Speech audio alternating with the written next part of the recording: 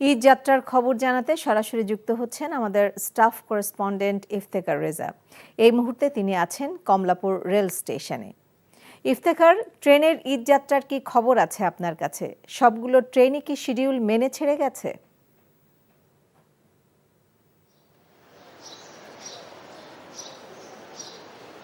ধন্যবাদ। আমি সকাল থেকেই যেটি লক্ষ্য করছি যে কমলাপুর রেলওয়ে স্টেশনে ঘরমুখো ঈদযাত্রী যারা রয়েছেন তারা মোটামুটি আসতে শুরু করেছেন এবং অনেক আগে থেকেই আসছেন। এবং আমি যদি আপনাকে জানিয়ে রাখি যে ট্রেনের যে সময়সীমা বা শিডিউল যেটি থাকে সেটি মোটামুটি এখন পর্যন্ত মেনেই চলা হচ্ছে। আজকে সকাল 7:30 তিস্তা এক্সপ্রেস ট্রেনটি ছেড়ে যাওয়ার কথা ছিল এবং সেটি কিছুক্ষণের মধ্যেই হয়তো ছেড়ে যাবে, কয়েক মিনিট হয়তো দেরিতে। এবং এর সাথে আমি আপনাকে জানিয়ে রাখতে চাই মহানগর প্রভাতী চট্টগ্রাম যে ট্রেন, সেই ট্রেনটি ছাড়বে 7:45 এবং খুলনাগামী সুন্দরবন এক্সপ্রেস ট্রেন 8:30 ছাড়বে এবং মোহনগঞ্জগামী মহুয়া কমিউটার ট্রেন যেটি রয়েছে সেটি 8:15 ছাড়বে এবং লালমনিরহাটগামী বুড়িমারি এক্সপ্রেস ট্রেনটি 8:30 ছাড়বে।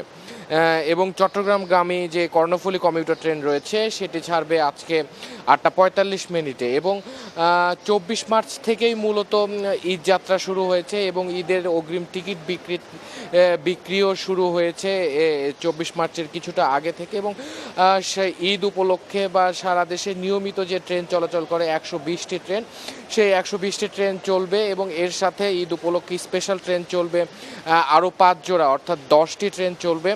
এবং শিডিউল বিপর্যয় রোধে বিমানবন্দর রেলওয়ে স্টেশনে 9টি ট্রেনের যাত্রা বিরতি বন্ধ করা হয়েছে মূলত।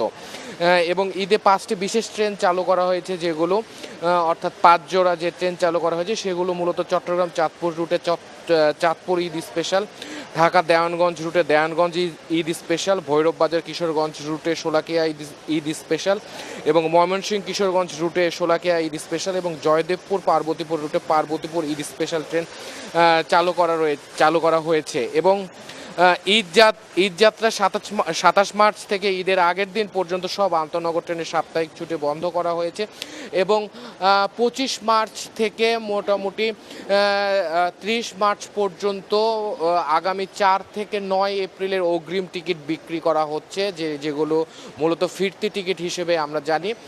এবং যাত্রীদের যে নিরাপত্তার যে বিষয়টি, সেই নিরাপত্তার বিষয়টিও ঈদ যাত্রা যাতে নির্বিঘ্নে করতে পারে যাত্রীরা, সে ব্যবস্থা রাখা হয়েছে রেলওয়ের পক্ষ থেকে।